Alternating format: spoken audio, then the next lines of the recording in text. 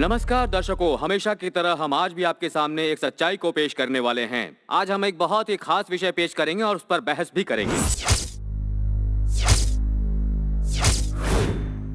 कश्मीर के पश्चिमी इलाके में बॉर्डर के करीब गला काटकर 2 जवानों की हत्या कर दी गई है। इस हादसे से पूरा देश सदमे में डूबा हुआ है। इस तरह की घटनाएं हमारे लिए कोई नई बात नहीं है। ऐसी घटनाएं एलओसी पर अक्सर होती रहती हैं और हम ये अक्सर सुनते ही रहते हैं। हमारे देश के बॉर्डर पर दिन रात पहरा देने वाले सेना के वीर जवानों पर दुश्मन हमेशा ही कहर ढाते रहे हैं। बॉर्डर के इलाके में न सिर्फ सेना के वीर जवान बल्कि हमारे देश के कई आम नागरिक भी शहीद हो चुके हैं और इसी विषय पर आज हम यहाँ चर्चा करेंगे। हमारे साथ स्टूडियो में मौजूद हैं मेजर तिरुमल गांधी, नमस्कार, कानूनी सलाहकार श्री चंद्र मोहन जी, नमस्ते, और जाने माने पत्रकार AP नारद, नमस्ते। आज हमारा पहला सवाल मेजर तिरुमल गांधी जी से है। हमारे देश का सिपाही जब शहीद होता है, चाहे वो गोली से हो, किसी हादसे से हो या फिर गला काटने से हो, तो उसे हम उग्रवादी या आतंकवादी हमला कह देते हैं। लेकिन अगर अचानक कोई जवान गुम हो जाए या फिर लापता हो जाए, उसकी क्या वजह हो सकती है, जरा ये बताइए। देखिए, जब भी फोर्स का जवान या फिर ऑफिसर लापता हो जाता है और ये खबर मीडिया में आती है, तो हमें ही नहीं बल्कि पूरे देश को इस पर दुख होता है। ये तो हकीकत बात है, हर कोई जानता है। इस तरह का हादसा जब कभी भी हमारे देश में होता है तो सच्चाई को बाहर लाने में बहुत वक्त लगता है। अब आप बताइए कि इसकी वजह क्या है। हादसा होता है तो हमें पता नहीं चलता, वो हमें उस वक्त पता चलता है जब ऐसे मामले हमारे सामने आते हैं। उसकी वजह क्या है ये जानने के लिए हमें बहुत वक्त लगता है। ये बात आप भी जानते हैं, कितने जवान शहीद होते हैं, उनका सर काट दिया जाता है, लेकिन हम क्या कर पाए? आखिर हमारा देश क्या कर पाया? हर रोज हमारे देश में ऐसी घटना घटती रहती है, फिर भी हमारे राजनेता कुछ नहीं कर पाते हैं। इसकी वजह क्या है, क्यों है ऐसा? ये सब एक राजनीति का ही खेल है। हर कोई अपनी ही सीट बचा कर रखने के लिए तरह तरह के वादे करते हैं, आश्वासन देते हैं, लेकिन कोई भी उन शहीदों के बारे में नहीं सोचता, क्योंकि इनमें उनको अपना राजनीतिक फायदा नहीं मिलता। मरने वाले मरते रहे, जीने वाले जीते रहे, उन्हें कोई फर्क ऐसा आखिर कब तक चलता रहेगा? कोई जवान अचानक गायब कैसे हो जाता है, क्या वजह है? कोई अचानक गायब नहीं होता। LOC पर कोई ब्लैक मैजिक नहीं चलता है और न चलेगा। गायब होने के पीछे कोई न कोई कारण जरूर होता है। मेजर, मैं आपकी बात से सहमत हूं, हादसा होने से पहले ही हमें सतर्क रहना होगा। ये हमारी कमजोरी है कि हम बताता हूँ, कोई भी इल्जाम अपने सर पर नहीं लेता, कोई भी अपने आप को गलत नहीं ठहराता। अच्छा, LOC पर इस तरह के गायब होने की घटना आगे भी चलती रहेगी या फिर इसे रोकने के लिए कोई कदम उठाया जाएगा? इस तरह की घटना आगे भी हो सकती है, इस बात से इनकार नहीं कर सकते हम। LOC को क्रॉस करके उस तरफ जाने का रीजन क्या है, इसे जाने बिना कोई राय देना मुश्किल है। इस तरह के हादसों को रोकना हमारा फर्ज है। हमें कोई सख्त नियम लाना होगा। ये एक हादसा है, एक अनहोनी है, बस एक एक्सीडेंट है। ऐसा बहाना बनाकर ऐसे बातों को दबाने की कोशिश कर रहे हैं। उसकी वजह से हमें ऐसे कारणों का पता लगाकर उसे शक्ति से रोकना चाहिए। यही हमारा फर्ज है, यही करना चाहिए। हमारे देश की हिफाजत करने वाले नौजवानों में से एक नौजवान LOC पर अपना फर्ज निभाते हुए गायब हो गया। वो बॉर्डर पर अपने देश की रक्षा के लिए अर्धसैनिक बलों की एक टुकड़ी का नौजवान था, जिसका नाम था बासु। उस जाबाज सिपाही के लापता होने की वजह से उसके घर वालों पर क्या गुजरी है, आइए जरा हम देखते हैं। पता नहीं इस वक्त मेरा बेटा किस हाल में होगा, मुझे उसे एक बार देखना है। मेरा दिल कह रहा है मेरे बच्चे को कुछ नहीं हुआ होगा। सरकार से मेरा निवेदन है कि उसका जल्दी से पता लगाए।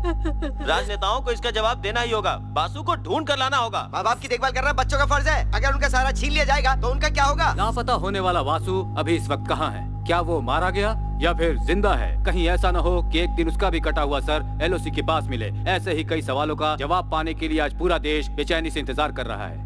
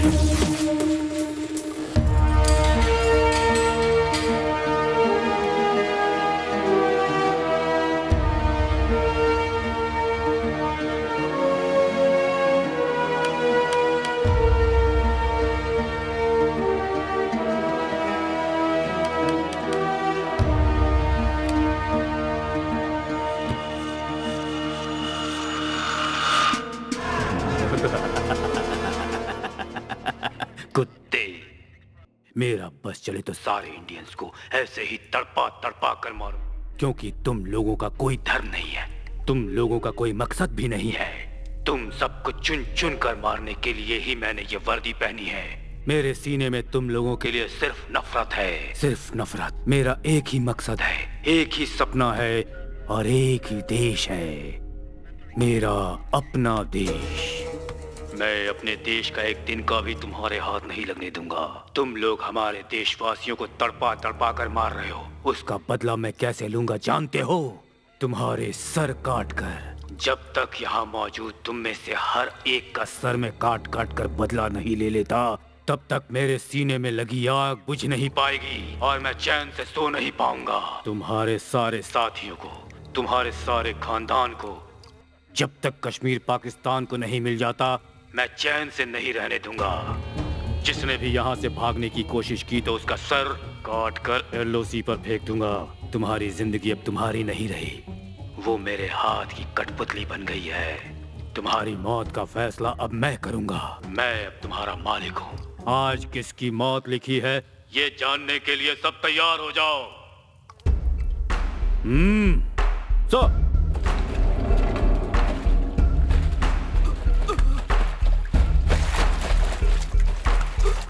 तुम लोगों के आदमियों के हाथों ही तुम लोगों को मरवाऊंगा।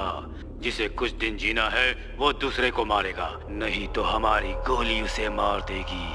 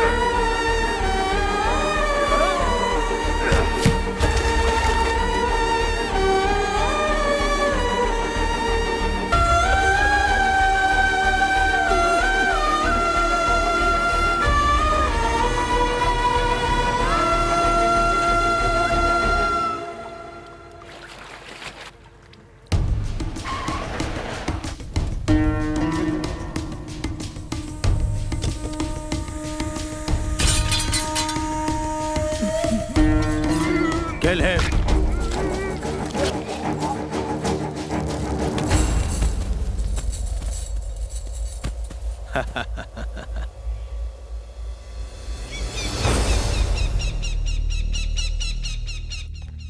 मैं तमिलनाडु के एक छोटे से गांव में पैदा हुआ। आज पाकिस्तान की एक जेल में अत्याचार झेल रहा हूं, जिसका कारण है मैं एक इंडियन हूं। मैंने पहले कभी सपने में भी नहीं सोचा था कि देश क्या होता है, लेकिन देश का सिपाही बना तो देश की कीमत समझ में आई। मैं जब छोटा था तब बहुत शैतानी करता था, किसी की नहीं सुनता था। अगर कोई कुछ समझाता तो मैं उसका उल्टा ही करता, इसलिए सबसे कमज़ोर स्टूडेंट था। टीचर्स की बातों को हमेशा मजाक में उड़ा दिया करता। ये भी नहीं समझता था कि राष्ट्रगान की इज्जत देश की इज्जत होती है। कोई कुछ भी कहता, मैं अपनी शैतानी से बाज नहीं आता। मेरे बड़े पिताजी का बेटा, मेरा बड़ा भाई प्रकाश, मेरे बिल्कुल उल्टा था। वो बहुत सिद्धांतवादी था, वो हर चीज़ में परफेक्ट था, बहुत बड़ा देशभक्त। उसके दिल में एक ही इच्छा थी, देश की सेवा करना। 8वीं क्लास में वो एनसीसी में भर्ती हो गया, मैं भी हो गया। पता नहीं ये मेरे भाई के प्यार की वजह से हुआ या फिर मेरे शौक की वजह से हुआ। मेरी क्लास की एक लड़की ने एनसीसी में जाने के लिए हाथ उठाया और मैंने भी उठा दिया। मेरा भाई अपने आप को मिलिट्री का जवान समझने लगा था। एनसीसी के टीचर जो भी उसे बताते वो दिलो जान से वही करता, लेकिन मैं अभी भी ठीक उसका उल्टा ही करता। उस लड़की को लाइन मारने के चक्कर में मैं हमेशा एनसीसी टीचर की मार खाता, लेकिन फाइनली मैं एनसीसी का सीरियस कैडेट बन गया और वो लड़की भी सीरियस कैडेट बन गई। मैं किसी काम में भले ही सिंसियर ना रहा हूँ, लेकिन एक बात में जरूर सिंसियर था, दोस्तों के साथ मिलकर पूरे गांव में उधम मचाना। मैं और मेरे भैया एनसीसी, स्कूल, कॉलेज, मंदिर, गांव, शहर कहीं भी हो साथ साथ जाते थे, लेकिन जब घर जाते तो अलग हो जाते। जिसका कारण है मेरे पिताजी मक्खन लाल और बड़े पिताजी सूरज लाल। दोनों में बरसों से दुश्मनी चली आ रही है। दोनों की ही दुकानें मंदिर के पास आमने सामने है। बस थोड़ा बहुत कारण मिला नहीं कि दोनों ने लड़ना शुरू कर दिया। अक्सर होता ये कि लड़ाई होती उन दोनों भाइयों में और बलि चढ़ते हम दोनों भाई। ना बाबा, मैं अपनी पढ़ाई छोड़कर आपके साथ छुट्टे पैसे गिनूं? है ये मुझसे नहीं होगा। कल से तू मेरी दुकान पर मेरे साथ बैठेगा। हमें उससे आगे बढ़ना है और अपनी दुकान को बड़ा बनाना है। बस हम दोनों भाइयों को कॉलेज छुड़वा दिया और दुकानों पर बिठा दिया।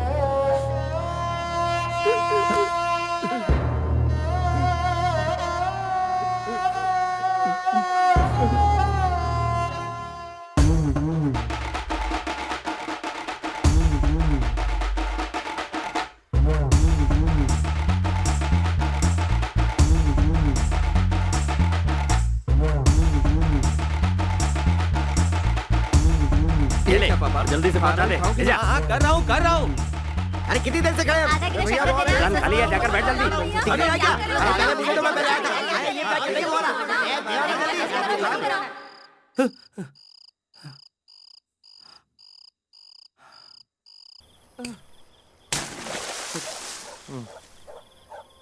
ये बोरियां उठाने के लिए कॉलेज में पढ़ाई की हमने। छोड़ना बाजू, ये गधा मजदूरी कुछ ही दिन के लिए है। कुछ ही दिनों के लिए हम लोग कश्मीर जा रहे हैं। हा? ये तो जागते हुए सपने देख रहा है। कश्मीर जा रहे हैं, वरना हमें अपनी पढ़ाई की सारी डिग्री पे आग लगा के फूकनी पड़ेगी। हम कश्मीर जाएंगे, वहाँ 12 महीने ठंड रहती है, हर वक्त कंबल ओढ़ के सोए रहेंगे। हाँ वो तो ठीक है, पर कश्मीर क्यों जा रहे हो? मल्लिका से मिलने जा रहे हो क्या? उसे जोड़ना बाजू, हम मिलिट्री में भर्ती होंगे। आप भी ना भैया, ये हमारे बस का नहीं है। क्यों? हाथ में बंदूक लेके लड़ना पड़ता है। ये पागल, लड़ाई सालों में एक बार होती है, बार बार नहीं। 1971 में एक बार लड़ाई हुई थी कि नहीं? उसके बाद कब हुई? 1999 में कारगिल युद्ध हुआ। उसके बाद कोई लड़ाई हुई क्या? पेट भर खाना खा के पूरे कश्मीर में आराम से घूमते हुए रहेंगे। अगर बीच में कोई लड़ाई हुई तो छुट्टी लेकर गांव चले आएंगे। अरे सरकारी नौकरी है भाई। तुझे मैं एक खास बात बताता हूँ, गवर्नमेंट में बहुत सारे डिपार्टमेंट हैं, लेकिन हर डिपार्टमेंट को पीने के लिए नहीं मिलता है। लेकिन एक को मिलता है, वो है मिलिट्री वाले, क्योंकि उनको सबसे ज्यादा रिस्क उठानी पड़ती है, इसलिए उन्हें पगार के साथ ड्रिंक भी मिलती है। ये ड्रिंक के चक्कर में युद्ध में ढकेल रहा है। हमें एक बोतल के लिए दुकान दुकान भटकना पड़ता है और 4 गुना ज्यादा पैसे भी देने पड़ते हैं। लेकिन उन्हें सस्ते में मिल जाती है। बहुत बढ़िया भैया, आप बहुत कुछ जानते हैं। हाँ। अगर मैंने एनसीसी ठीक से की होती ना तो मैं भी जानता। नहीं, मुझे एनसीसी वालों ने नहीं बताया। भैया एक ही रात में और कितने झटके देने वाले हैं? तुझे एक और सच्चाई बताता हूँ। हमारे घर की दीवार पे एक फोटो लगी है नागराज चाचा जी की। वो मरे नहीं, जिंदा है, बीएसएफ में है। क्या वो अभी तक जिंदा है? हाँ भाई, इसीलिए हम भी बीएसएफ में भर्ती होंगे और चाचा जी से मिलेंगे। वो मेरे गुरु हैं, मैं उन्हीं के बताए रास्ते पे चल रहा हूँ और अब मैं हुआ तुम्हारा गुरु। तुम मेरे बताए रास्ते पे चलोगे, किसी भी वक्त हमें यहाँ से निकलना पड़ेगा, तैयार रहो।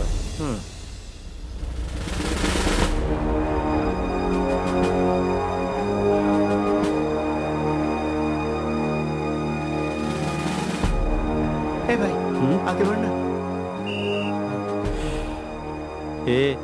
इतना क्यों डर रहा है? ये एक फॉर्मेलिटी है बस, चला।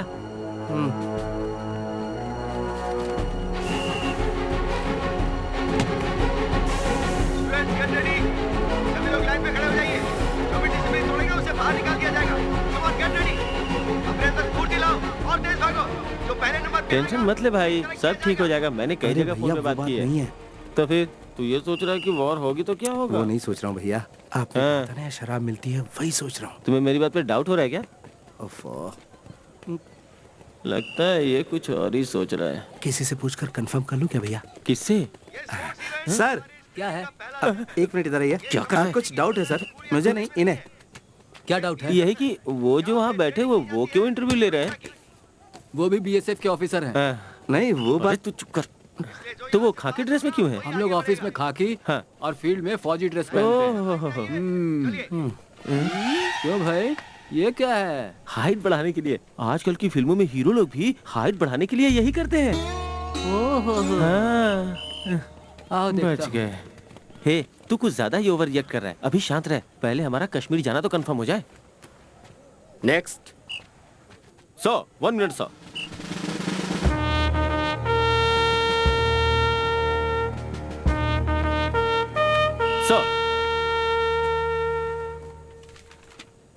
सर, नागराज जी ने फोन किया था। Who is Nagraj ji? वो भी आपकी तरफ बीएसएफ में ऑफिसर है। वो जरूर फोन करेंगे। मेरा लालन पालन जो है मिलिट्री परिवार में ही हुआ है। I am fit. वो जो पीछे खड़ा हुआ है ना, वो दरअसल मेरा छोटा भाई है। मैं जैसे नागराज जी का भतीजा हूँ, वैसे वो भी उनका भतीजा है। सर, वो थोड़ा कच्चा है, मेरे साथ उसे भी सिलेक्ट कर लीजिएगा ना। मेन लाइन में खड़े हो। Okay sir, thank you sir. Okay. Next. Hey, रुको। क्यों सर? अपना जूता उतारो। किस लिए सर? यहाँ फिल्म हीरो की तरह डांस करने आए हो क्या? सर, जूता उतारो। Sir please sir. जूता उतारने को कह रहा हूँ ना। जाओ।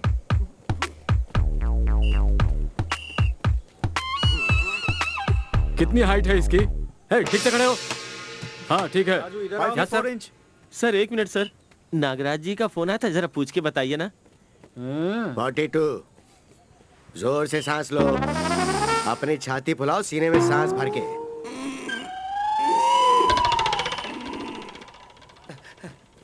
भैया कश्मीर कंफर्म है। भैया न्यूड होकर आइस में गुलाटिया खाते हुए चिल बियर पिएंगे। नहीं हो सकता। क्या हुआ? आतंकवादियों से देश को बचाने का सपना देखा था। ओए, आतंकवादियों से देश को हम बचा लेंगे, तुम जैसों से देश को बचाना बड़ा मुश्किल पड़ रहा है। जा यहाँ से। सपना टूट गया।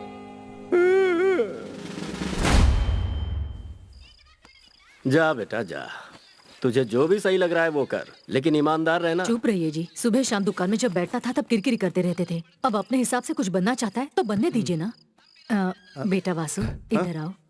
आओ, जरा यहाँ पर खड़े रहना। हे भगवान, मेरा इकलौता बेटा है, इसकी हमेशा रक्षा करना। अपनी शर्ट उठा। माँ, उठा कह रही माँ हूँ क्या ना। कर रही हो? तू चुपचाप खड़ा रहना बेटा। 6 साल की उम्र में पहली बार कमर की डोरी पहनाई थी, तब नहीं पहना तो अब क्या तू पहने? मेरी सांस है और ये धागा मेरा आशीर्वाद है। चाहे कुछ भी हो जाए, कभी इसे अपने से अलग मत करना। ये हमेशा तेरी रक्षा करेगा। अपना ख्याल रखना बेटा। दुकान की आराम की जिंदगी छोड़कर मेहनत मजदूरी करने 3000 किलोमीटर राजा दूर महाराजाओं जा की रहे हैं। जिंदगी आप ही को मुबारक। अरे तुम उनको छोड़ो ना। ये बताओ, बेंगलोर में तुम ट्रेनिंग के लिए जा रहे हो या वहाँ घूमने जा रहे हो? दीदी, अब आप भी शुरू हो गई। क्या कह रही है? ये अपना सपना पूरा करने जा रहा है, अपने देश की हिफाजत करने जा रहा है, जो इसका धर्म है। हमारा क्या है, हम तो यही रहने वाले हैं। देख बेटा, अगर तेरा वहाँ मन नहीं लगे, तुझे ज्यादा तकलीफ हो, तो तू अपनी माँ के पास लौट आना। हाँ, ठीक है, मैं चलता हूँ।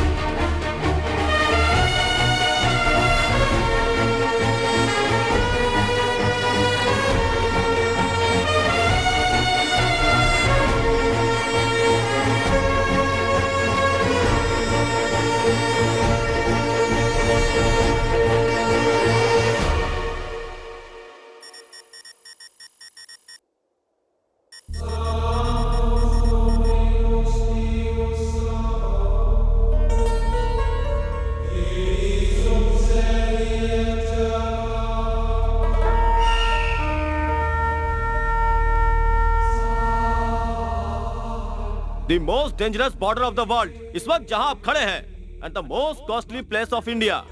Yes, इस जगह को हमारा देश बहुत अहमियत देता है और इसे बचाने के लिए हर संभव प्रयास करता है, क्योंकि ये हमारा गौरव है। आफ्टर ऑल 5,50,000 मैन पावर रखने वाली Pakistani army 11 lakh man power वाली हमारी आर्मी को चुनौती दे रही है। और उसका कारण ये जमीन है। हिंदुस्तान की इज्जत को बचाना अब आपके हाथों में है। Proud to be a BSF because not everybody can get this chance. You are all lucky. Get ready to prove your love for your country.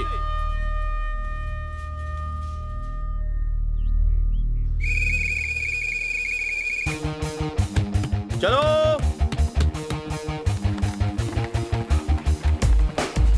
चल चल चल चल यार।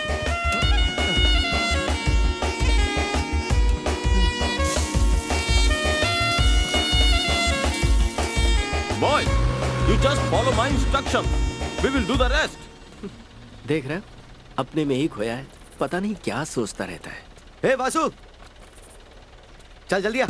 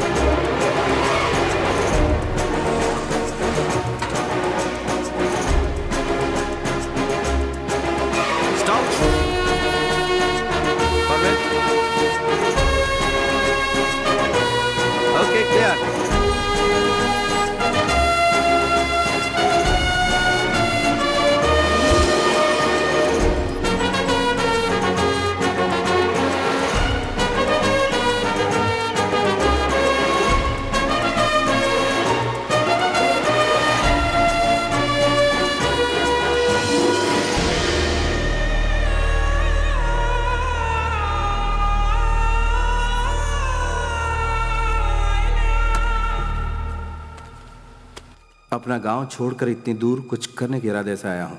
अपने माँ बाप से नाराज होकर नहीं। अपने माँ बाप से नाराज होकर यहाँ कोई नहीं आता। अपने देश की रक्षा के लिए ही हर जवान यहाँ आता है। मैं जब अपना गांव छोड़कर चला था तब यही सोचा था कि मेरे गांव के लोग मुझे यहाँ मिलेंगे, लेकिन यहाँ आकर पता चला कि अपने गाँव का अकेला मैं ही यहाँ पर हूँ। यहाँ आते समय जो खुशी थी वो यहाँ आकर गायब हो गई। सोचा था कि आराम वाली नौकरी करूँगा।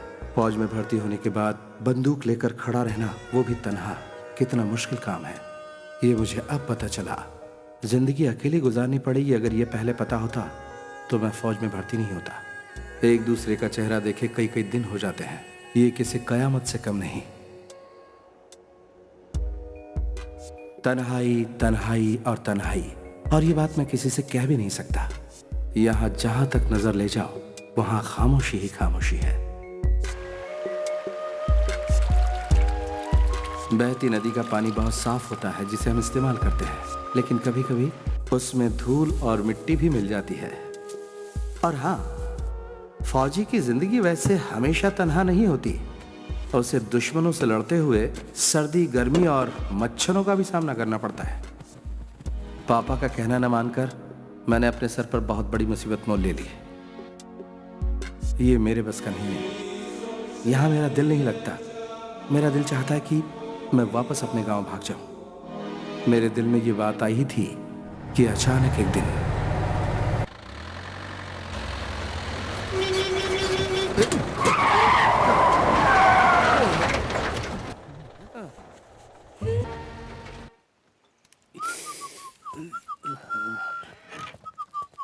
अरे क्या हुआ भाई साहब? क्या भाई? हाँ? तू हमेशा गुमसुम रहता है, आज हंसकर पूछ रहा भाई साहब क्या हुआ? लेकिन हुआ क्या? चेक पोस्ट पार करते ही सलामाबाद रोड पर अचानक एक लड़की हवा की रफ्तार से गाड़ी के सामने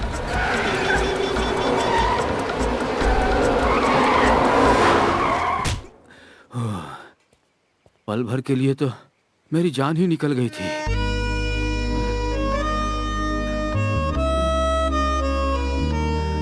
लेकिन मुझ में जान आ गई थी।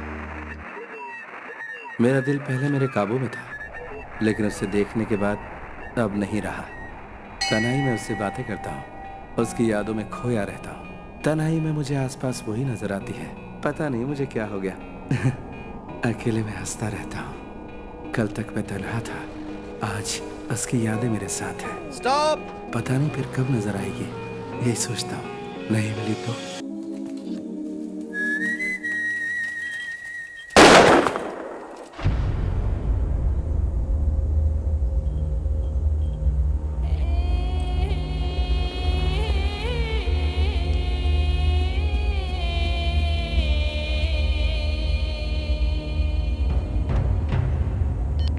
Check point 14 calling, emergency, fence break, over.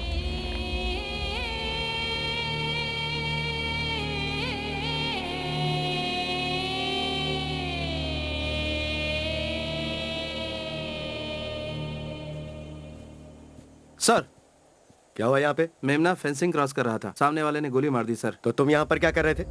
यही तरीका है ड्यूटी करने का? इस बच्चे को तुम ही बचा सकते थे। मेमना था सर, सोचा वो नहीं मारेंगे। देखो, उन्हें इंसान और जानवर में कोई फर्क नजर नहीं आता है। वो हर किसी को गोली से मारना चाहते हैं। उनके मन में किसी के लिए दया भावना नहीं होती है। Be careful. Yes sir. Pick up 89, damaged fence. Inform Nagraj immediately.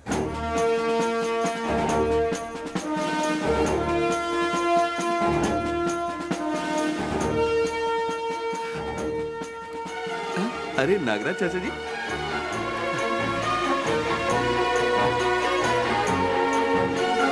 चाचा जी, चाचा जी, चाचा जी, मैं वासु, आपका भतीजा। मेरा कोई नहीं है। ये क्या चाचा जी, बरसों बाद हम लोग मिल रहे हैं और आपके चेहरे पे उदासी है। हाँ है तो क्या करूं मैं? तुम्हें गले लगाकर मैं चूमा चाटी करूं क्या? तेरे बाप ने मेरे साथ धोखा किया है और बोला है कि कभी दोबारा मुंह मत दिखाना। इसीलिए मैं तुम सबसे अपना मुंह छुपाकर तुम सबसे दूर यहाँ कश्मीर में सुकड़ सुकड़ के जी रहा हूँ। बात करता है। रुकिए, मैंने यही कहा था ना कि मुझे देखकर भी आप इतने उदास क्यों हैं? गुनाह किया? आप इतने भड़क क्यों रहे? हाँ तो भड़कूंगा, क्या करोगे? हटो। भैया ने सही कहा था कि चाचा जी जब तुम्हें देखेंगे तो पहले भड़क जाएंगे, लेकिन 2 मिनट बाद आकर गले से लग जाएंगे और बिलक बिलक कर रोएंगे। लेकिन आप तो मेरे वो चाचा दिख ही नहीं रहे। मेरे चाचा यहाँ है यही सोचकर मैं यहाँ आया था, पर मेरी सारी खुशियाँ आपने मिट्टी में मिला दी। मैं गलत था, बिल्कुल गलत था। ए, सुन, इधर आ बेटा, इधर आ।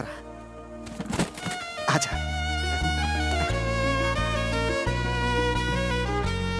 भैया ने जैसा कहा था आप वैसे ही चाचा हैं। आजा।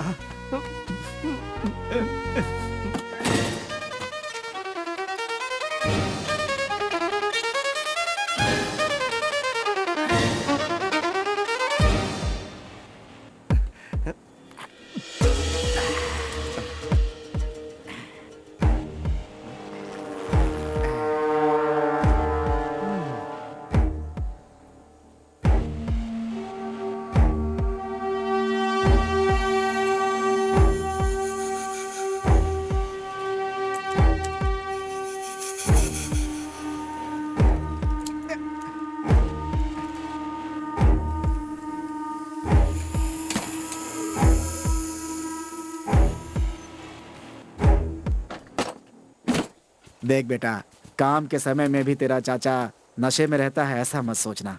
मेरा काम ही कुछ ऐसा है। बॉर्डर के फेंसिंग के पास जाता हूँ तो दिल की धड़कनें बढ़ जाती हैं, हाथ पैर कांपने लगते हैं टेंशन से। रत्ती भर भी अगर पैर उधर चला गया ना तो गए काम से। इसीलिए हिम्मत जुटाने के लिए थोड़ी सी ले लेता हूँ। ये मत सोचना कि तुम्हारा ये चाचा जंग के डर से पीता है। ऐसे क्यों देख रहा है?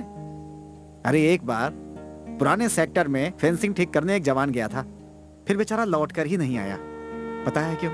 उसके हाथ से कटिंग मशीन छूट करके उस तरफ गिर गई थी, गोली मार दिया। अरे इतनी क्रूरता होती है बॉर्डर पे बेटा, जरा सी चूक हुई कि लोग अपनी जान गंवा बैठते हैं। पाकिस्तान पे कभी भरोसा मत करना। अच्छा बेटा, तुम्हारा पोस्ट कौन सा है? Frontier force, Baramulla. ठीक है, कभी फ्री होके आके मिलता हूँ। संभल के रहना। जवान। Yes sir. कल हम लोग जो ऑपरेशन करने जा रहे हैं उसका नाम है स्नेक बाइट। ये एक ट्रेनिंग है। गांव में आतंकवादी घुस के जब लोगों को अपने कब्जे में कर लेते हैं तो उन्हें नाकाम करने के लिए किस तरह हमें उन पे अटैक करना है, कल यही आपको सिखाया जाएगा। कल का ऑपरेशन सलामाबाद में किया जाएगा, एसआई की देखरेख में। स्टार्ट कीजिए। कल मेरे चुने हुए 4 जवान टेररिस्ट के रूप में गांव के किसी एक घर में घुसेंगे। Nasir. Yes sir. Vasu. Yes sir. Vishal Reddy. Yes sir. Joe Thomas. Yes sir. All jawans ready. Yes sir. Mister Mohammad Malik, कल सुबह इन सभी जवानों को अपने घर में रिसीव कर लीजिएगा। ओके?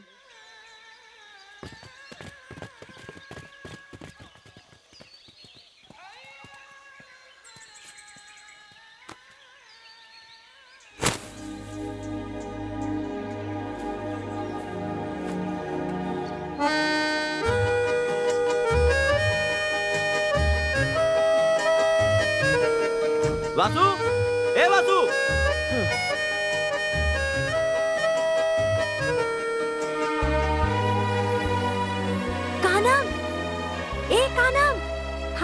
अरे जल्दी इधर आ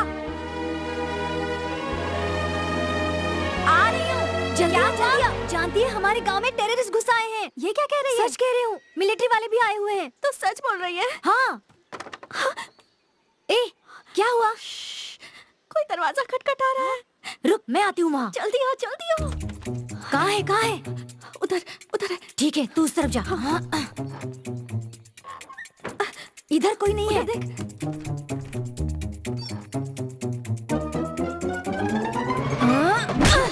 अरे जल्दी आ वो यहीं पर है। हाँ छोड़ना मत उसके पैर पकड़। जाने मत देना। हाथ में पकड़ ले। अरे चल इसके हाथ बांध दे। हाँ छोड़ना मत। अरे पैर पकड़। खींच जोर से खींच। अरे खींच। अरे वो भाग रहा है।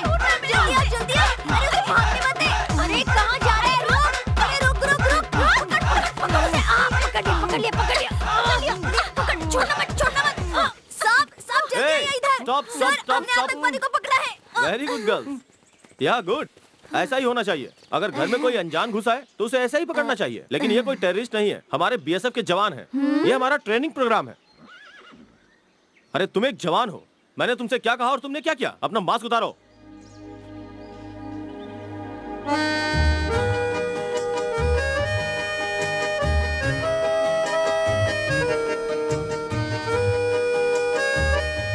Idiot. Come on, guys.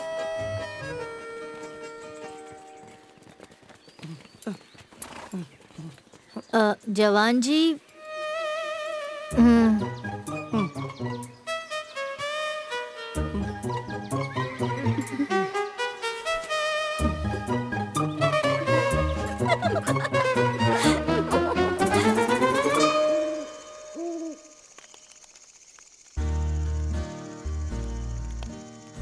बोलिए। मेरे पिताजी, हाँ। यानी कि तुम्हारे दादाजी, हाँ। दो बीवियां थी उनकी। हाँ। दूसरी बीवी से 2 बच्चे हुए थे, एक तुम्हारे पिताजी और दूसरे तुम्हारे बड़े पापा। ये मैं जानता हूँ चाचा जी।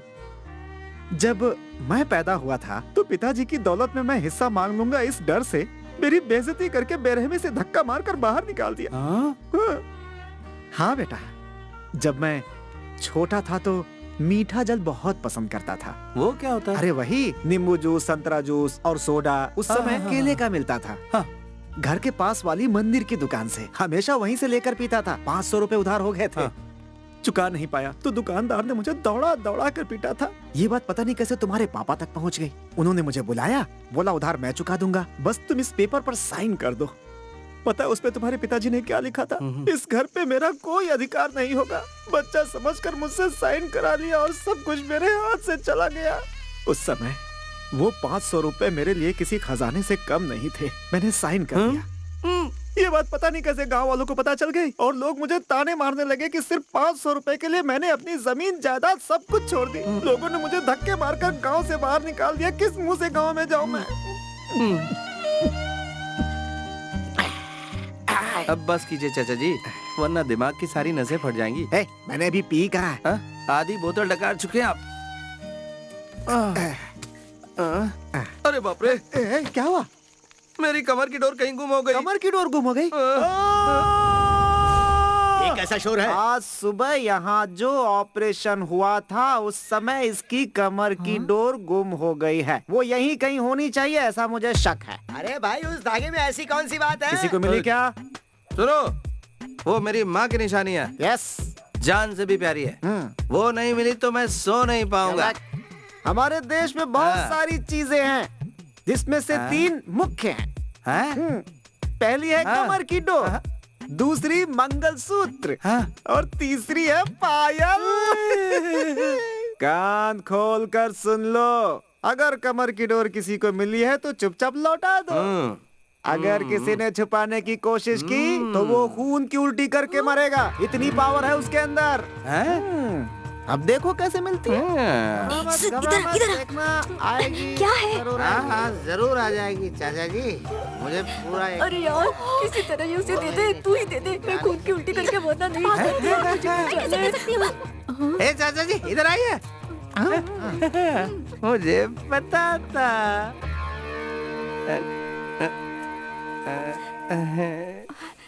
वो मेरी सहेली बहुत शरीफ है, उसे जानबूझकर नहीं लिया था। हाँ पता है पता है।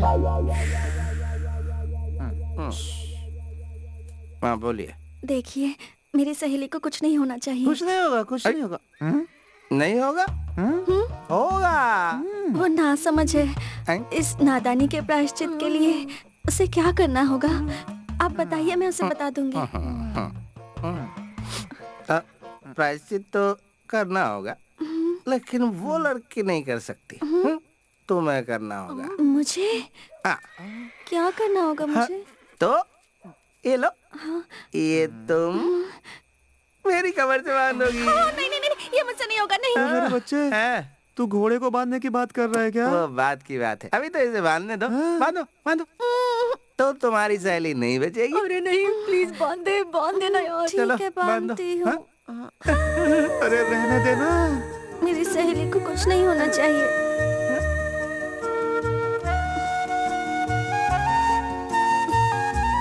रहने दो, कोई बात नहीं, मैंने मजाक किया था। तुम्हारी सहेली को कुछ नहीं होगा। जाओ।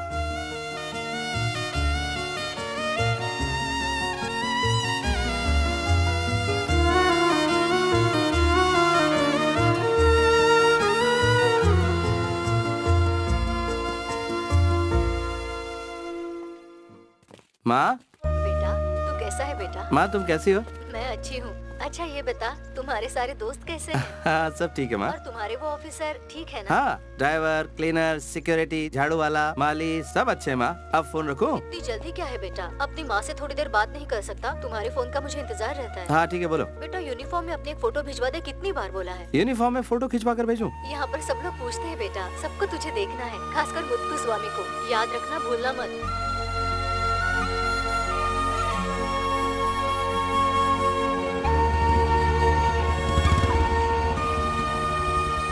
क्या हुआ छोटे?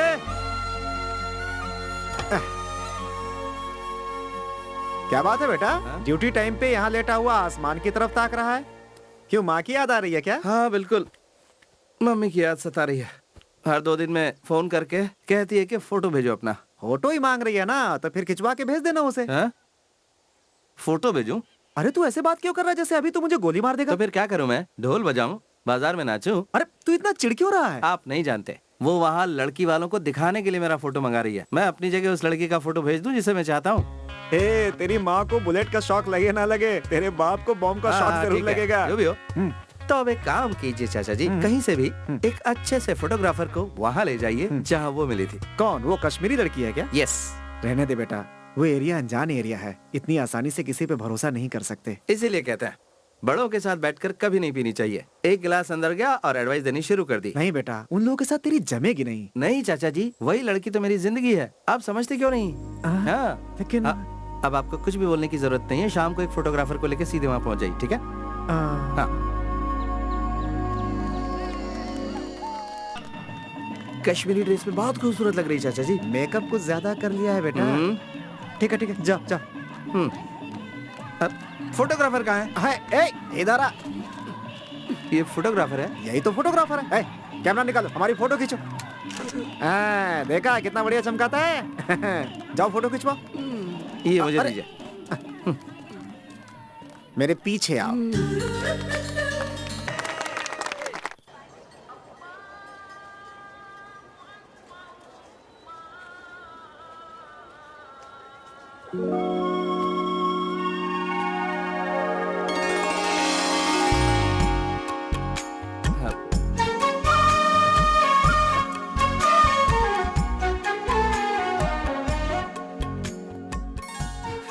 क्या बात है जवान सर, आप आज बहुत खुश नजर आ रहे हैं। ऐसे क्या देख रहे हैं? हाँ?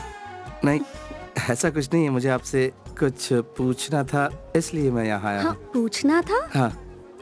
क्या? वो मुझे आपसे।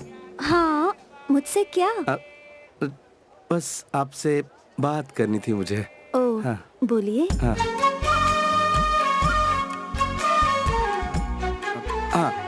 मेरा नाम वासु है। वासु? हाँ। मेरा नाम कारम, मुझे पता है। मेरे लिए आप काजल है। हाँ, कल आपने बहुत बढ़िया डांस किया था। हाँ? हाँ। आप बहुत ऊंचे लेवल की डांसर हैं। हाँ, लगता है कुछ ज्यादा ही बोल वैसे दिया। आप भी बहुत अच्छे खिलाड़ी हैं। हाँ? बहुत जल्दी पहचान लेते हैं।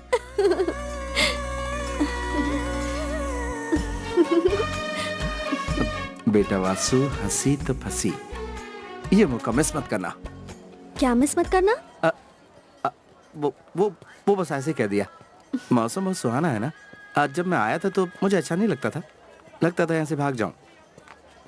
फिर सोचता था रुक जाऊं। बहुत ही कंफ्यूज था, फैसला नहीं कर पा रहा था। आखिर फैसला कर लिया, मैं रुक गया। इतने कंफ्यूजन में क्यों रहते हैं? पसंद नहीं आ रहा तो आप अपने गांव क्यों नहीं चले जाते? इंसान को हमेशा उसका दिल और दिमाग जो कहता है उसे वही करना चाहिए, तभी उसे खुशी मिलती है। अपना मन मार के एडजस्ट करके जिंदगी गुजारने लगे तो उसे कभी खुशी नहीं मिल पाएगी। हेलो, मैं यहाँ अपने मन को मार के नहीं जीऊंगा, खुशी खुशी जीऊंगा। बहुत खुशी खुशी। हाँ, ऐसी कौन सी खुशी मिल गई? हाँ, अब इससे कैसे समझाऊं? अब तुम जो मुझे मिल गई हो। आप क्या बड़बड़ा रहे हैं? थोड़ी देर और यहीं रुक जाओ ना। थोड़ी देर का मतलब कितनी देर? अब दिन भर। नहीं, पूरा साल।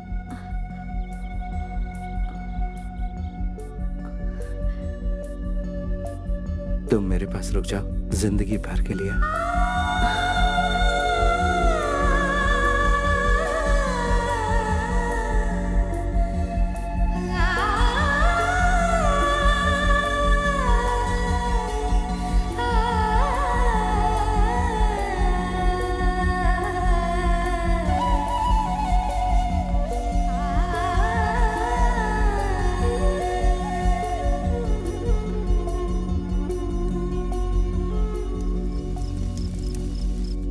जोजो। हाँ, 1 मिनट आ रहा हूँ। सुन, तू जाके सीधा उससे बात करना, वही सबसे अच्छा तरीका है। पहले जाकर उसे प्यार से समझा, अगर वो नहीं मानती है ना तो उसे उठा लाएंगे। मुझ पे भरोसा रख, ले आएंगे ना। किसको यार? अरे यार, तुझे कितनी बार समझाऊं मैं। हीरो की जो प्रेमिका है ना, वो उसके चंगुल से निकल गई और उसकी मैरिज पाव भाजी वाले से फिक्स हो गई। ये तो सही बोला तूने। हम एक काम करेंगे, उस पाव भाजी वाले को ही उठा लेंगे। फिर काजल का कंफ्यूजन क्लियर, तब तेरा लव कंफर्म हो जाएगा। नहीं, ऐसा कुछ भी नहीं करना है। बहुत ही बेकार सोचते हो तुम लोग।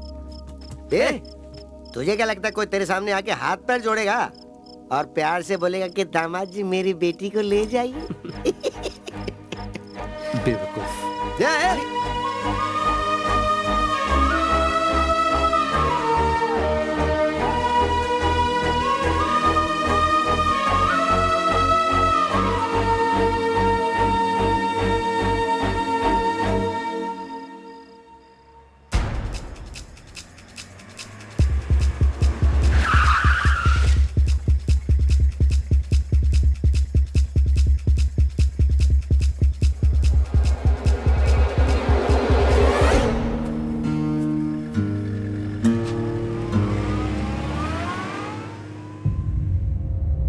और कितने दिनों तक हम इस तरह से खामोश बैठे रहेंगे? वो एक एक करके हमारा सर काटता जा रहा है। अब हम और खामोश नहीं रह सकते। ऊपर से आने वाले किसी ऑर्डर का इंतजार नहीं करेंगे। हमें ही अब कुछ न कुछ करना होगा। एक इंडियन सिर के बदले पाकिस्तान के 10 सिर कटने चाहिए, तभी उन्हें पता चलेगा कि हम क्या हैं। बॉर्डर के किसी भी पाकिस्तानी को हम नहीं छोड़ेंगे। हमें अपनी वीरता दिखानी होगी।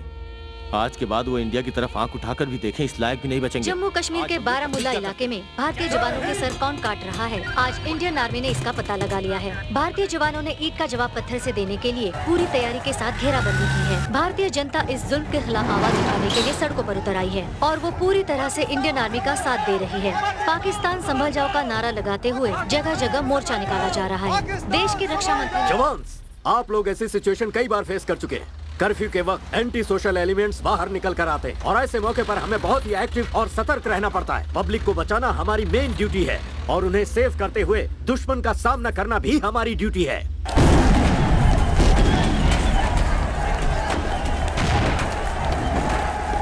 हमारा फर्ज सिर्फ बॉर्डर पर युद्ध लड़ना ही नहीं है, ये बात आप अच्छी तरह से जानते हैं। Are you ready? Yes sir. Let's move.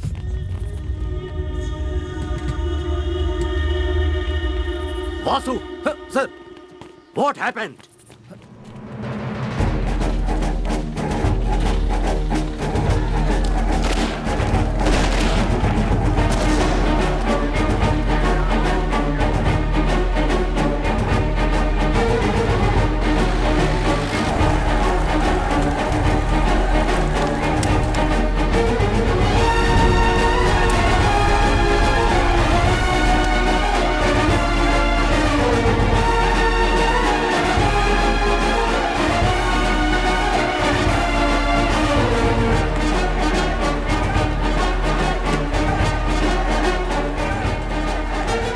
Baramulla के हालात खराब होते जा रहे हैं। पाकिस्तान के रहवासियों को आसपास के इलाकों से निकाला जा रहा है। दो देश की राजनीति की लड़ाई में आम जनता पिस रही है। दोनों तरफ से गोलीबारी जारी है।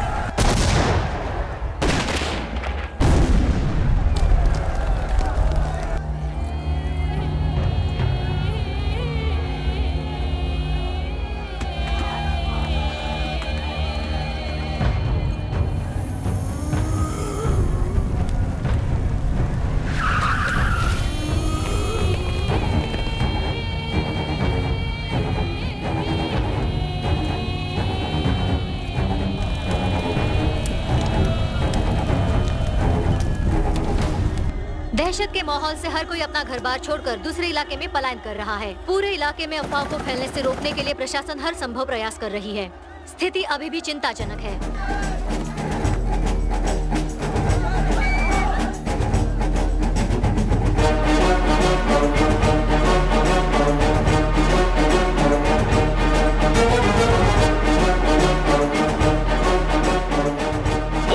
Troops have fired on Kashmir protesters, killing a teenage student. It comes on the second day of violent clashes in the disputed Himalayan region. Now, according to police, a boy was killed when security forces...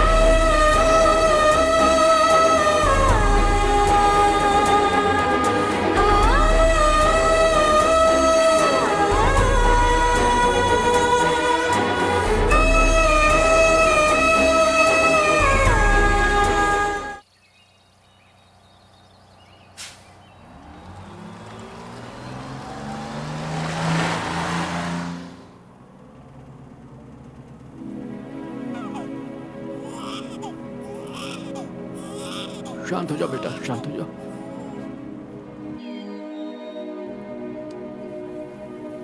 मेरे पापा यहाँ India में shawl का business करते हैं और मैं भी बिजनेस के लिए यहाँ पर आई थी। और तुम पढ़ाई के लिए यहाँ आई थी? नहीं, मैं अपने दादा से मिलने आई थी। मेरी दादी पाकिस्तान में है। मेरी दादी पहले मेरे दादा के पास ही रहती थी। दोनों देश की लड़ाई की वजह से परेशान होकर दादी ने दादा से कहा कि आप इंडिया छोड़कर पाकिस्तान में आकर सेटल हो जाइए। लेकिन दादा के लिए ये बिल्कुल मुमकिन नहीं था। उन्होंने मना कर दिया। फिर मेरे मम्मी पापा के साथ मेरी दादी मुझे पाकिस्तान ले गई और दादा यहीं रह गए। पहली बार जब दादी गई थी तब मेरे पापा सिर्फ 12 साल के थे। हमारे यहाँ से सिर्फ 20 किलोमीटर दूर ही मेरे दादाजी रहते हैं। इसलिए जब पापा से पूछा मैंने तो उन्होंने खुशी खुशी मेरा वीजा तैयार करवा दिया और दादाजी से मिलने के लिए भेज दिया। मैं जब यहाँ आकर अपने दादाजी से मिली तो मुझे वाकई बहुत खुशी हुई। लेकिन वो खुशी देर तक नहीं रही।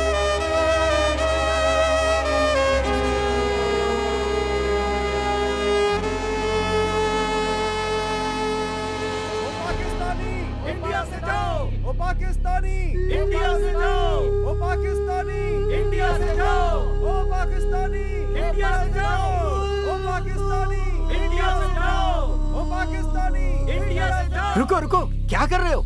ये क्या तमाशा लगा रखा है? हो क्या रहा है? अपनी पोती को पाकिस्तान भेजकर तुम यहाँ क्यों रुके हो? तुम्हें भी पाकिस्तान चले जाना चाहिए। तुम्हारा देश पाकिस्तान है, इंडिया नहीं है। वापस जाओ। पाकिस्तानी को बाहर निकालो, पाकिस्तानी को बाहर निकालो, पाकिस्तानी को बाहर निकालो, पाकिस्तानी। मैं क्यों जाऊं? बाहर निकालो।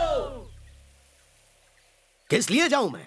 ये मेरा गांव है, ये मेरी मिट्टी है। मेरे पूर्वज इसी मिट्टी में पैदा हुए और यहीं दफन भी। मैं तो यहाँ से कभी नहीं जाने वाला। बरसों से तकलीफें झेल रहा हूँ, फिर भी मैं अपनी हिंदुस्तानी मिट्टी को छोड़कर नहीं जाने वाला। मुझे इस देश की मिट्टी से प्यार है और हर हिंदुस्तानी को मैं अपना भाई बहन समझता हूँ। भारत का हर एक बच्चा मेरा अपना बच्चा है। किसी पेड़ को उखाड़ के दूसरी जगह लगाओगे तो पनप पाएगा वो?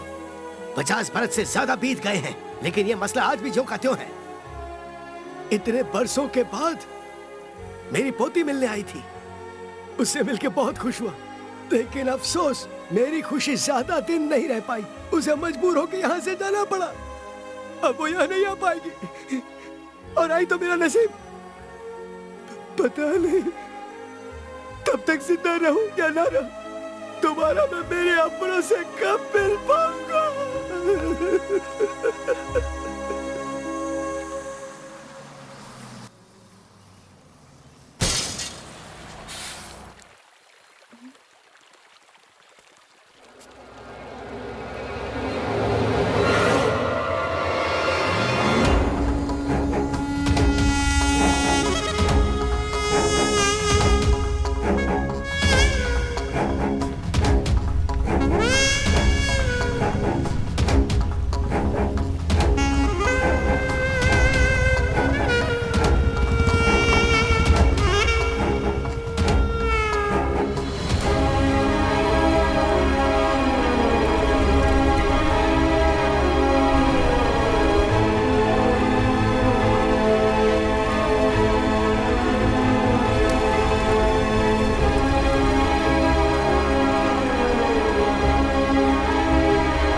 सुनो, तुम लोग उधर जाओ, हम आगे जाते हैं। ठीक है, आओ मेरे साथ। चल जाओ।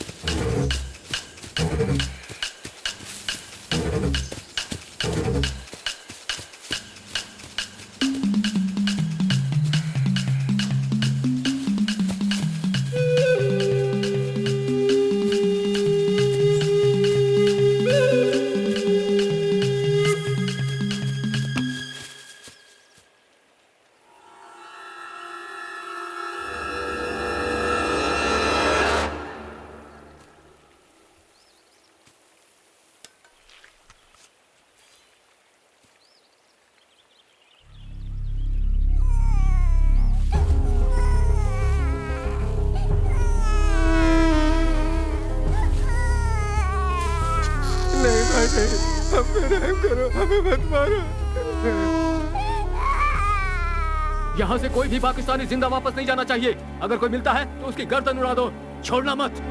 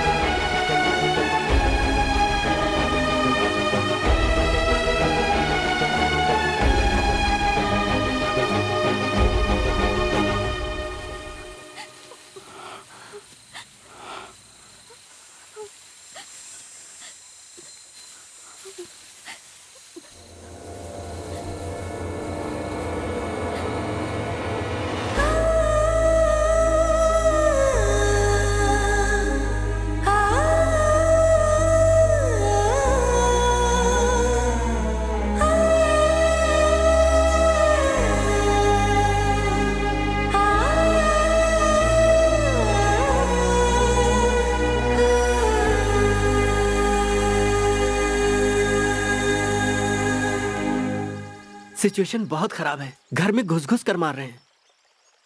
एम्बेसी में मेरा फ्रेंड है, मैं उससे बात करता हूँ। सिचुएशन नॉर्मल होने तक एम्बेसी बंद रहेगी, ऐसा उसने कहा था।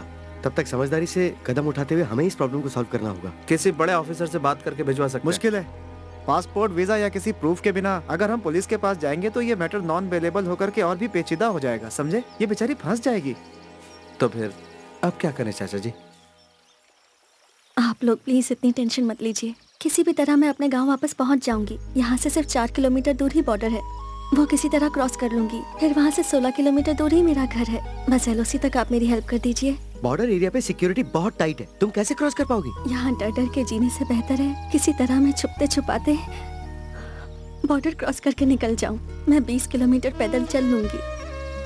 बॉर्डर क्रॉस करना इतना आसान नहीं है, तुम समझती क्यों नहीं हो? मुझे अपने गांव वापस जाना है, प्लीज। हे, इधर आ।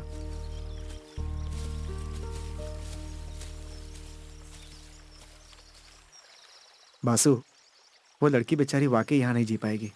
हालांकि मुझे नहीं कहना चाहिए, फिर भी तुमसे कह रहा हूँ। यहाँ से 3-4 किलोमीटर आगे डेथ पॉइंट चौकी है, वहाँ कोई सिक्योरिटी नहीं रहती। अगर तुम इस लड़की को किसी तरह वहाँ ले जाओ और चुपचाप बॉर्डर क्रॉस करा दो तो मुझे नहीं लगता कि कोई प्रॉब्लम होगी। बेचारी अपने घर पहुँच जाएगी। क्यों? ठीक है चाचा जी। ए, तूने एक पाकिस्तानी लड़के से प्यार किया, ये अपने आप में एक रिस्क है। अगर तू उसे बॉर्डर तक छोड़ने गया तो और मुसीबत हो जाएगी। मैंने पाकिस्तानी लड़के से प्यार नहीं किया, जिससे प्यार किया वो पाकिस्तानी है।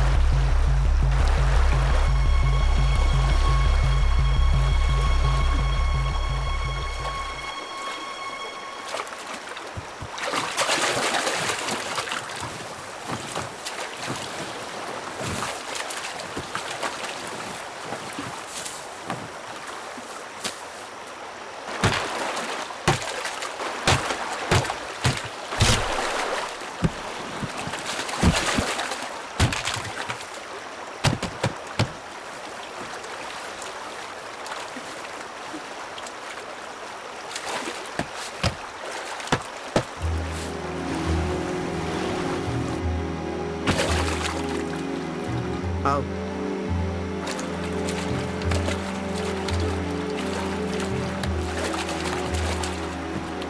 ध्यान से।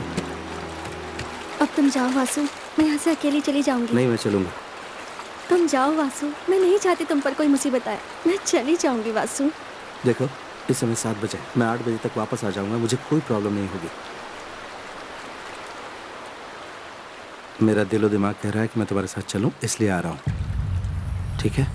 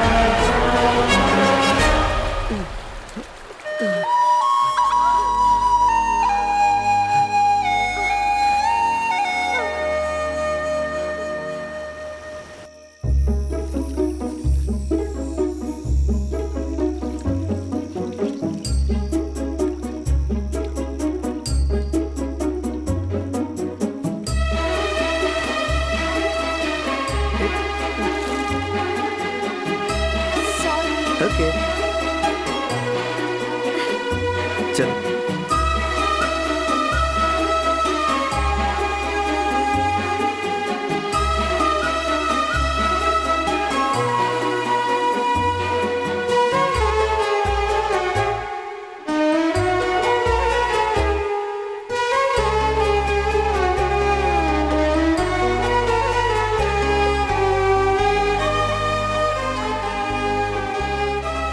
ये बताओ, यहाँ से तुम्हारा गांव कितनी दूर है? सिर्फ 8 किलोमीटर है। 8 किलोमीटर?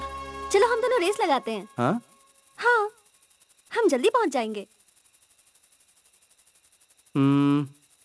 चलो। हाँ। रेडी, 1 2 3।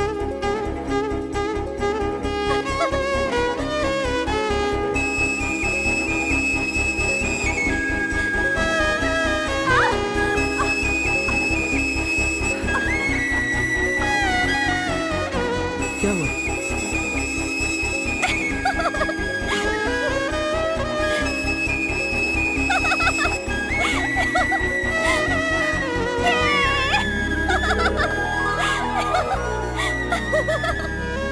तुम्हारा दिमाग तो ठीक है ना? बिल्कुल ठीक है। जानते हो, तुमसे आगे आगे चलने की मेरी एक बहुत बड़ी वजह है, ताकि तुम आगे चलकर रास्ता भटककर किसी गड्ढे में गिर न जाओ।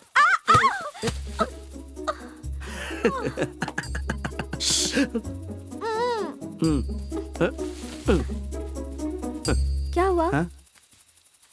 अगर मुझे पहले पता होता कि तुम इतनी हिम्मत वाली हो तो तुम्हें पहले से ही अपने पास रखता और ट्यूशन लेता। 3000 किलोमीटर दूर आकर एक लड़की से प्यार करने की हिम्मत तुम में है, तो मुझ में हिम्मत नहीं हो सकती क्या?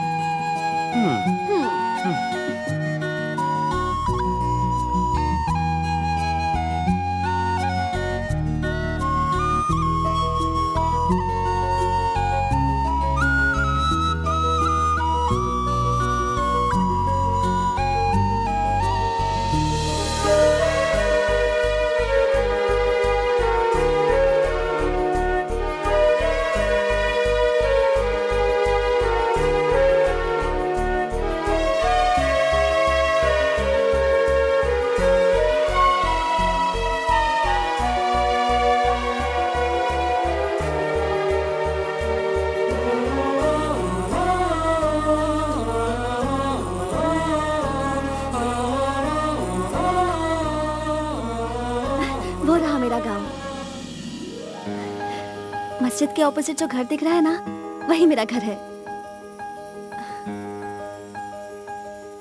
ठीक है, तुम जाओ। अब यहां से आगे मेरी जरूरत नहीं रही।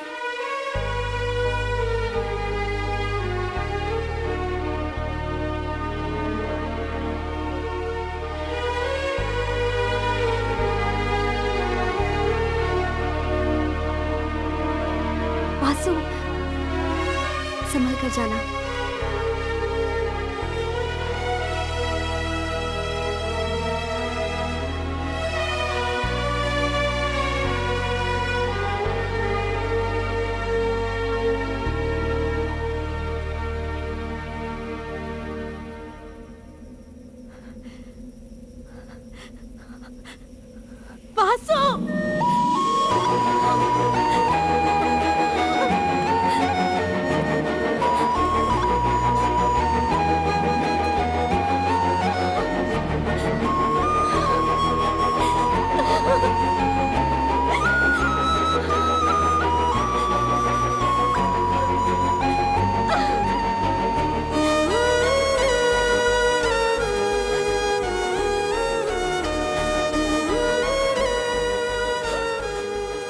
फिर कभी मुलाकात हो पाई? हालात सुधरने के बाद मैं जरूर तुम्हारे पास आऊंगी।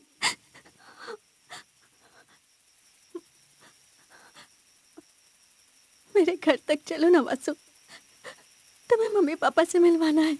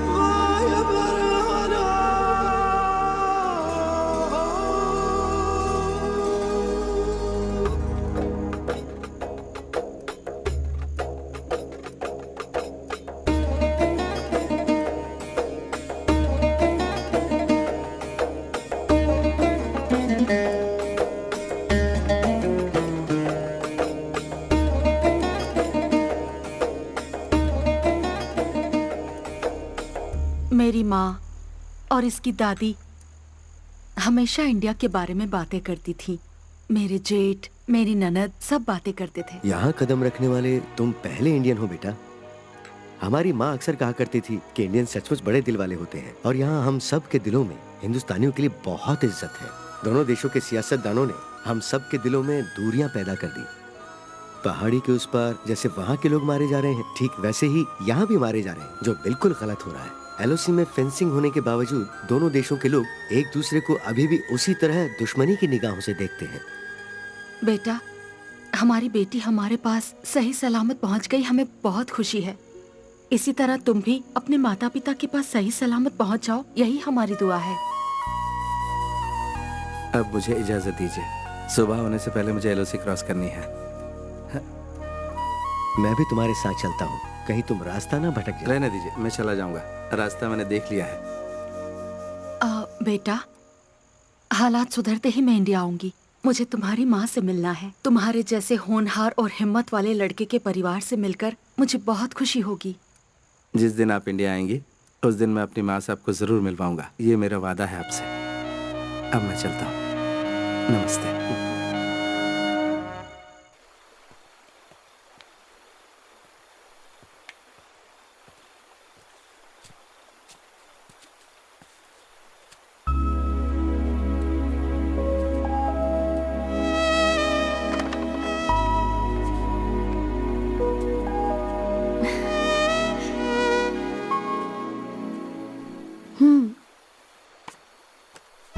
इसी के लिए तुमने इतनी मेहनत की ना? अपने लिए नहीं, माँ को दिखाना है। क्यों? तुम्हें नहीं चाहिए ये? मुझे भी चाहिए। तुम्हें चाहिए या माँ को चाहिए? सच बताओ। मैंने कहा ना मुझे भी चाहिए।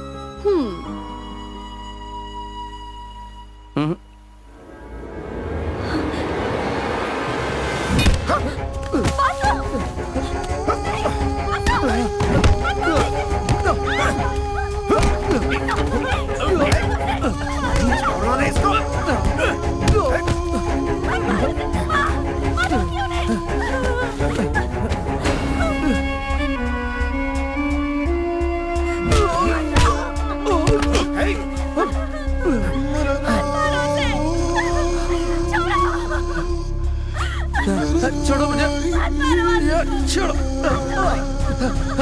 छोड़ो पापा, उनसे कहो उसे छोड़ दे। प्लीज पापा, बासु, बासु, बासु,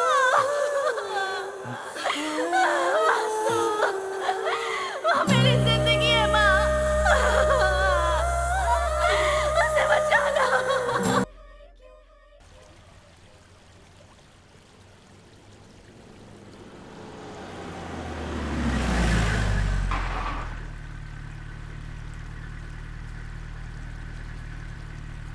उस मैरिज इनविटेशन का क्या हुआ?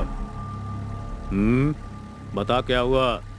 तेरी बेटी को पाकिस्तानी लड़का पसंद नहीं आया? नहीं, उसे पसंद नहीं है। अब मेरी बेटी जिंदगी भर किसी से शादी नहीं करेगी। ओह, तुम्हारी बेटी शादी नहीं करना चाहती? तू ये मत भूल, तू एक पाकिस्तानी गवर्नमेंट सर्वेंट है। तुझे हमारा कानून मानना होगा। तुझे यहाँ की सरकार का पैसा चाहिए, पर तुझे यहाँ का लड़का पसंद नहीं। इंडियन लड़का चाहिए तुम्हारी बेटी को। जा, अपनी बेटी को समझा दे। जा, चलो।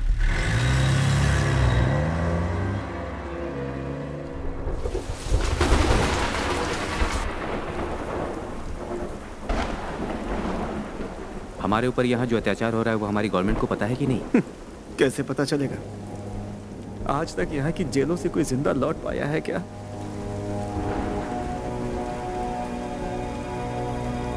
सुनने में आया है कि मेरी मौत आ चुकी है, इसलिए मैं तुम लोगों से एक रिक्वेस्ट करना चाहता हूँ। वो लोग मुझे मारे, इससे बेहतर है कि तुम लोग खुद मुझे मार दो। मैं दुश्मन के हाथों नहीं मरना चाहता।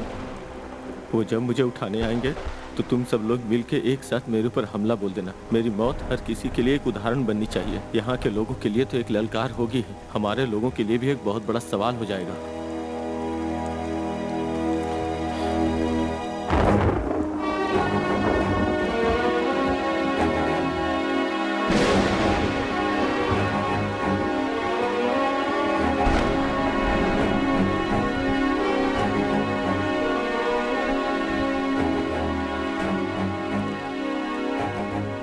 तूने उस लड़की से प्यार अपनी मर्जी से किया है।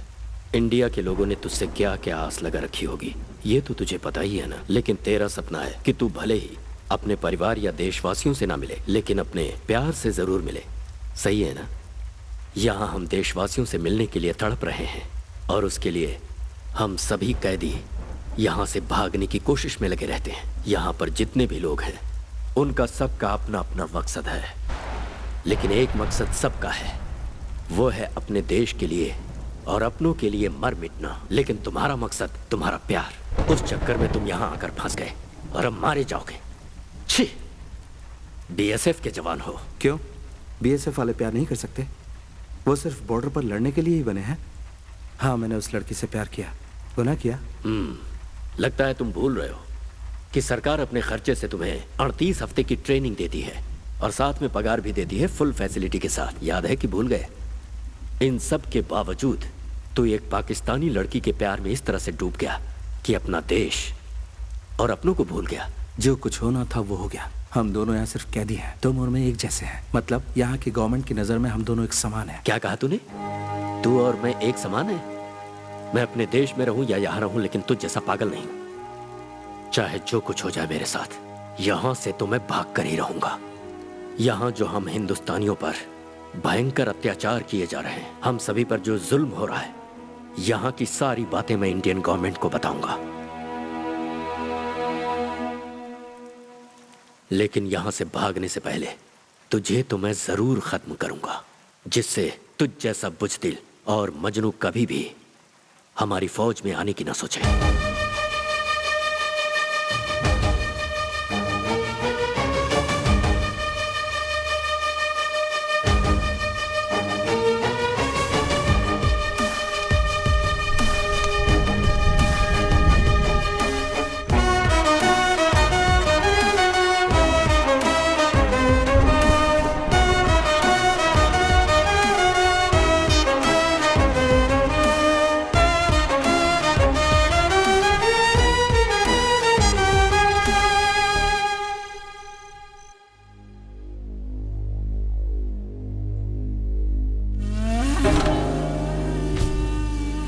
जब तक वो जिंदा है मेरा मकसद पूरा नहीं हो सकता। ये तो तुम लोग जानते ही होगे ना कि आज किसका सर जाने वाला है।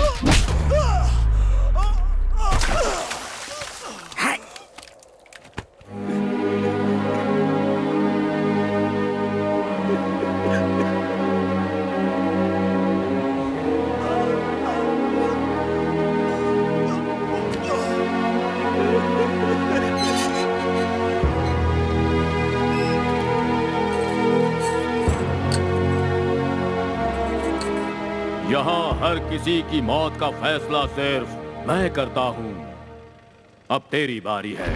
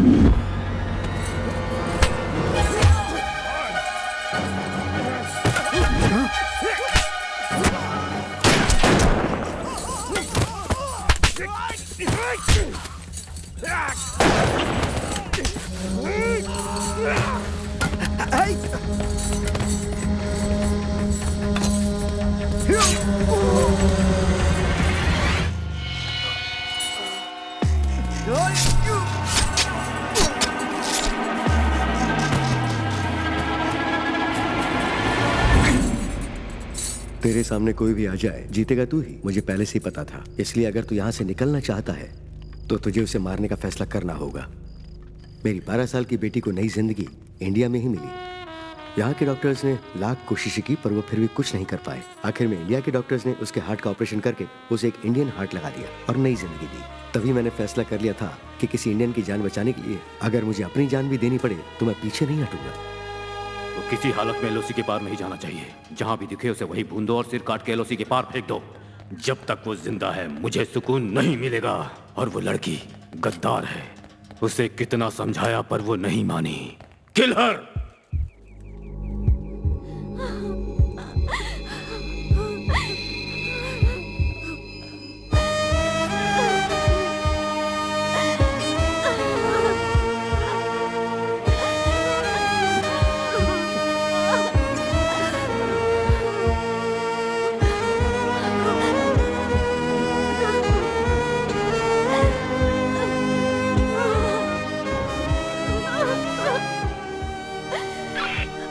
किल है, किल है।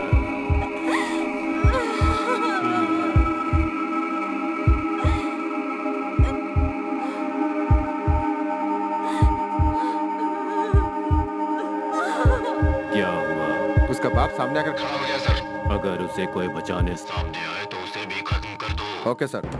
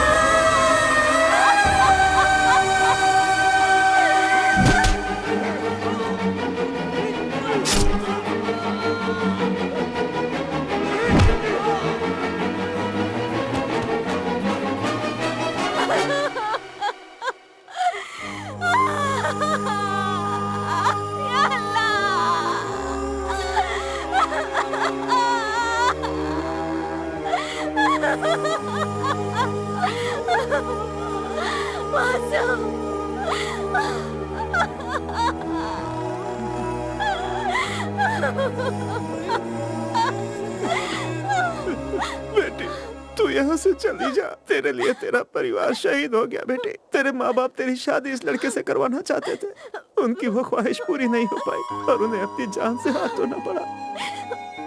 तो इसका हाथ थाम ले बेटी, खुदा के वास्ते तू यहाँ से चली जा।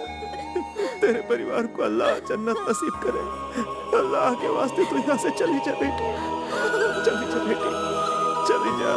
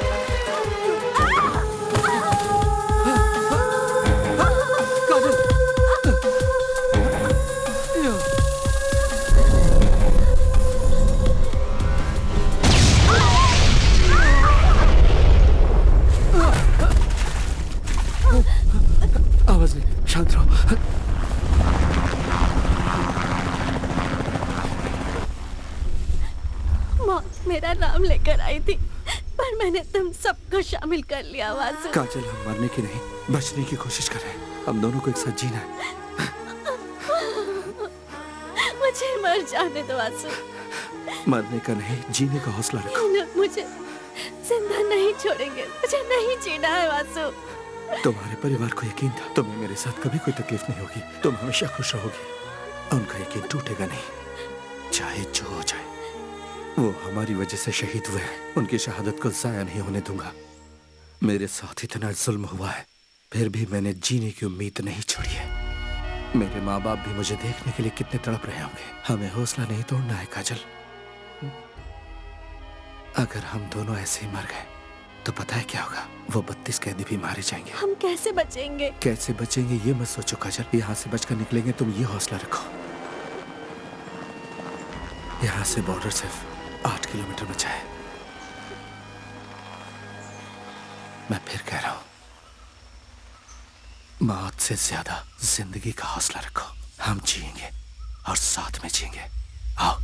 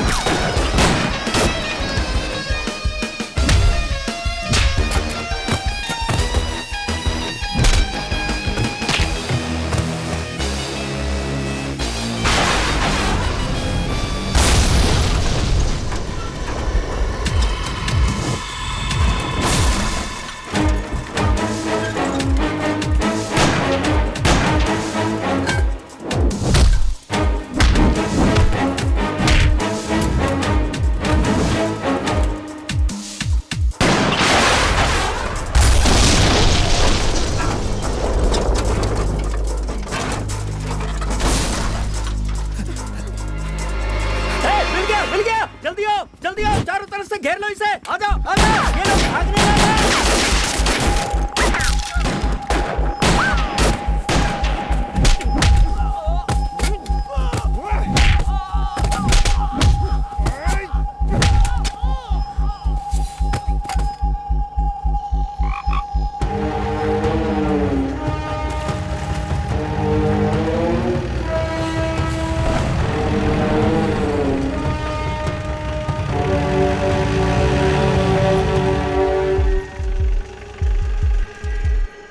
सर बोलो। हम लोग फॉरेस्ट के अंदर एंटर हो चुके हैं और सब तरफ सर्च कर रहे हैं। वो बॉर्डर की तरफ गया होगा और वो अकेला नहीं है, साथ में वो लड़की भी है। किसी भी सूरत में वो जिंदा नहीं बचना चाहिए। Yes sir.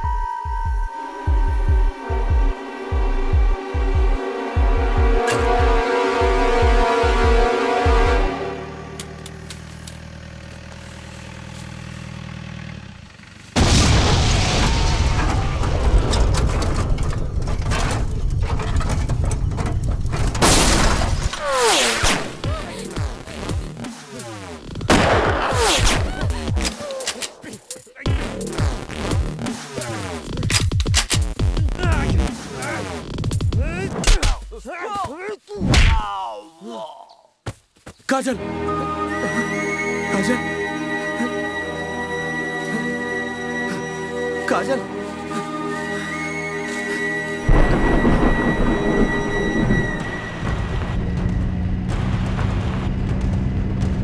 जनाब मैं अल्ताफ मलिक बोल रहा हूँ। हाँ बोलो। वो लड़की हमारे कब्जे में है।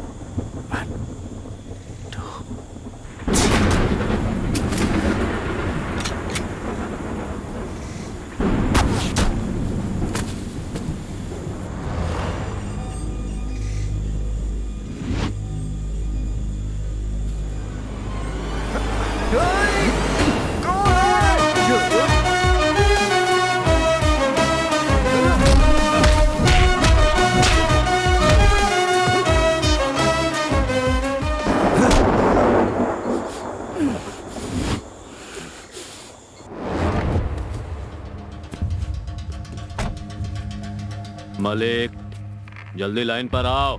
मलिक,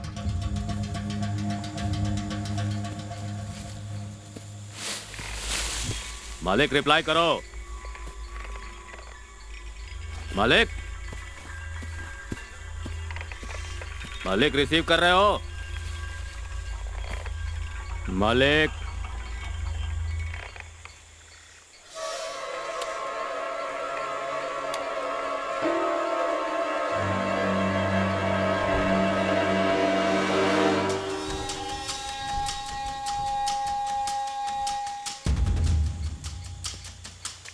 क्या है?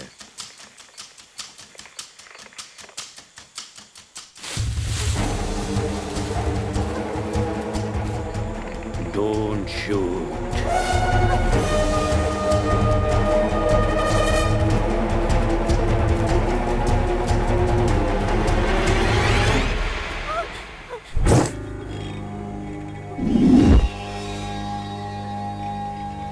आजा इंडियन बीएसएफ वाले, पाकिस्तान में इंडियन आया।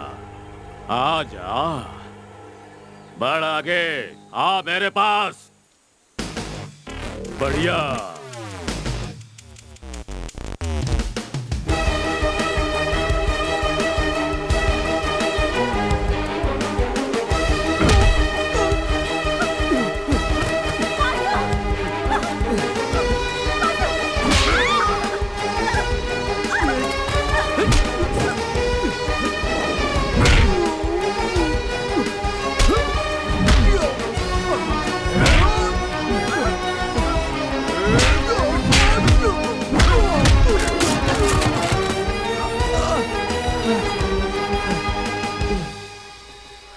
पाकिस्तानियों से लड़ने की लोग सोचते भी नहीं हैं। हमसे लड़ना मौत से लड़ना है और मैं हूँ तुम्हारी मौत।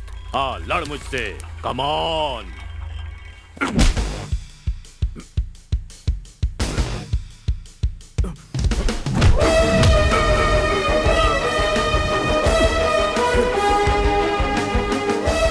जब तक कश्मीर पाकिस्तान को नहीं मिल जाता, मैं चैन से नहीं रहने दूंगा। जब तक मेरे जैसे वीर जवान जिंदा है, तुझे भारत से एक दिन का भी नहीं मिलेगा।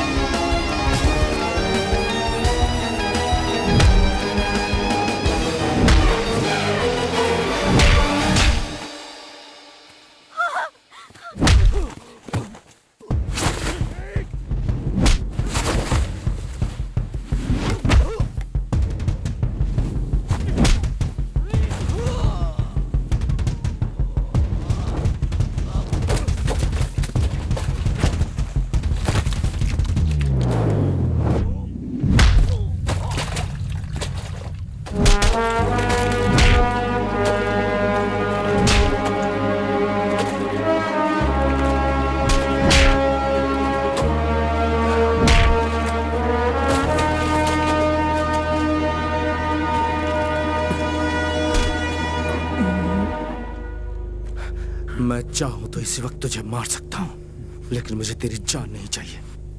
मुझे इंडिया जाना है और अगर अब तू मेरे रास्ते में आया तो मैं तेरी लाश पर से गुजरूंगा। मुझे जिंदा छोड़कर गए तो भी तुम इंडियंस को यहाँ पाकिस्तान में कोई भी रहमदिल नहीं समझेगा। Still I hate Indians. इतनी नफरत क्यों तुम्हें हम इंडियन से? हम पाकिस्तानियों को सुकून तब मिलेगा जब इंडिया खत्म हो तुम जैसे मरेंगे तब जाकर तुम्हारे देश को सुकून मिलेगा। दुनिया का कोई भी देश कभी नहीं चाहता कि वो अपने पड़ोसी से दुश्मनी करे। आज अगर India, Pakistan, Israel, Palestine, north Korea, south Korea दुश्मन बनकर एक दूसरे से लड़ रहे हैं तो उसकी वजह सिर्फ तुम जैसे लोग हैं। अपना स्वार्थ छोड़कर, देश हित में सोचकर, आपसी दुश्मनी भूलकर एक दूसरे के साथ रहना चाहिए। पड़ोसी देश को दुश्मन समझकर अपनी जान गंवाने वाला देशभक्त नहीं होता। वैसे सारे पाकिस्तानी तुझ जैसे कमीने भी नहीं होते। इंडियंस पाकिस्तानियों को मिट्टी में मिला देंगे, ऐसा ही सोचते होंगे ना? हम अगर ऐसा सोचते ना तो तुम्हारे देश की लड़की को पहुंचाने यहाँ नहीं आता।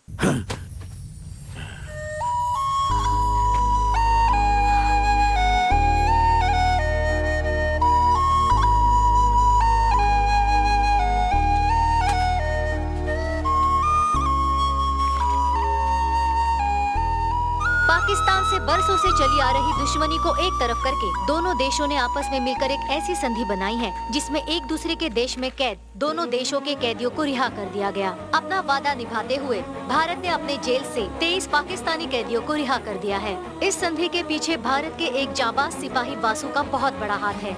दोनों ही देशों के प्रमुखों ने इस संधि को एक खास उपलब्धि बताई है।